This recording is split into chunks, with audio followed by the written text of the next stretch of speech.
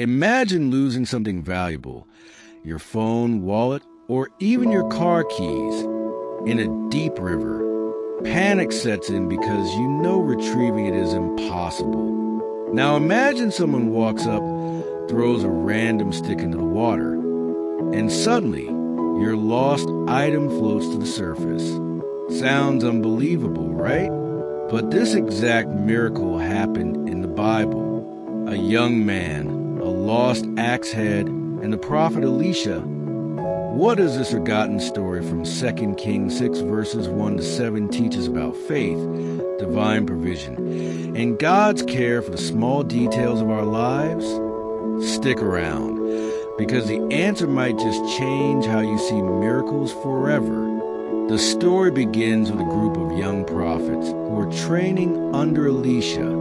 Their school is growing, and they decide to build a larger meeting place near the Jordan River. As they eagerly chop down trees, one of them swings his axe and disaster strikes. The iron axe head flies off the handle, plunging into the river. Instant panic. Why? Because this axe wasn't his. It was borrowed. In ancient times, iron tools were expensive. Losing an axe wasn't just an inconvenience. It was a serious debt, maybe even a lifetime of repayment. The young man cries out to Elisha, "Oh no, my Lord, it was borrowed." 2 Kings 6 verse 5. Can you relate? Maybe you lost something important, a job, finances, opportunities, and you feel desperate, helpless, even ashamed.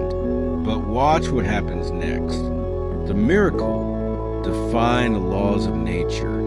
Elisha, calm and full of faith, asks, "Where did it fall?" The young man points to the exact spot in the river. Then, in a move that makes no logical sense, Elisha takes a stick, throws it into the water, and the iron axe head floats to the surface. 2 Kings 6 verse 6 says, "He cut a stick and threw it there and made the iron float." Did you catch that? Iron floated. This wasn't a trick or a lucky coincidence. It was a divine miracle, proving that God controls even the laws of nature. Elisha then tells the young man, "Lift it out." He reaches in and grabs the axe head. Problem solved. Why this miracle matters today. At first glance, this miracle might seem minor compared to parting the Red Sea or raising the dead. But in reality, it holds powerful lessons about God's character and how He works in our lives today.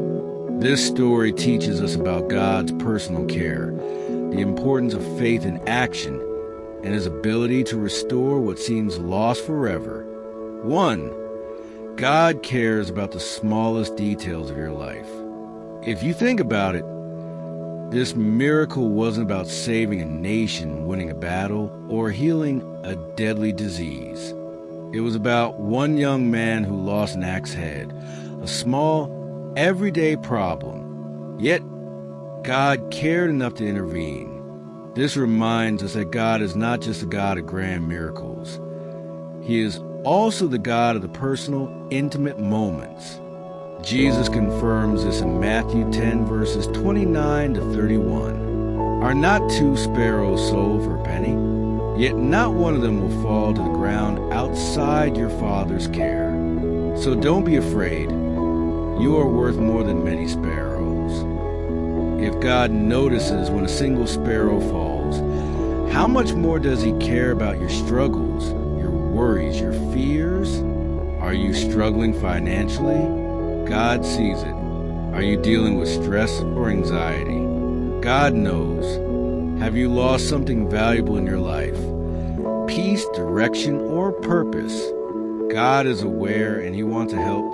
The young prophet's concern over a borrowed axe head may seem small, but to him, it was a huge deal.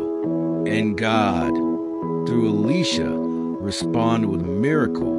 Nothing is too small for God. If it matters to you, it matters to Him. 1 Peter 5 verse 7 reassures us. Cast all your anxiety on him because he cares for you. 2. Faith requires action. It's important to notice how the miracle happened. Elisha could have made the axe head float into the young man's hands, or even appear directly on land. But instead, he told him to reach out and grab it. This is a significant lesson. God provides, but we must take action. Noah had to build the ark. God didn't build it for him. Genesis 6 verses 14 to 22. Moses had to stretch out his staff before the Red Sea parted. Exodus 14 verse 16. Peter had to step out of the boat before he could walk on water. Matthew 14 verse 29. In every major miracle, God requires a step of faith. James 2 verse 26 teaches us, faith without works is dead. If you are waiting for a breakthrough, a blessing, or a miracle, ask yourself, what action is God asking me to take? Maybe he's calling you to step out in faith for a new opportunity. Trust him with a difficult decision. Surrender something that's been holding you back. Like the young prophet, God will provide what you need, but you must reach out and grab it. 3. Lost things can be restored. One of the most beautiful aspects of this miracle is its message of restoration. The young prophet lost something valuable, and in his mind, it was gone forever. The river had swallowed the axe head, and retrieving it seemed impossible. But what seems lost to us is never lost to God. Have you lost your passion for God? Have you lost your peace? Have you lost a sense of purpose or direction? God is in the business of restoration. Joel 2 verse 25 is a powerful promise. I will restore to you the years that the locusts have eaten. Maybe you feel like you've made too many mistakes or wasted too much time.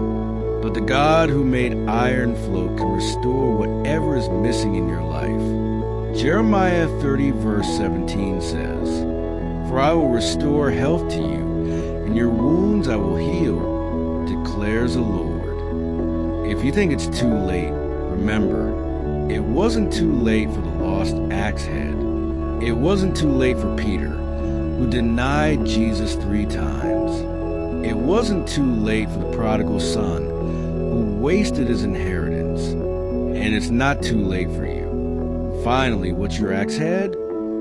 As you reflect on this story, ask yourself, what have I lost that I need God to restore?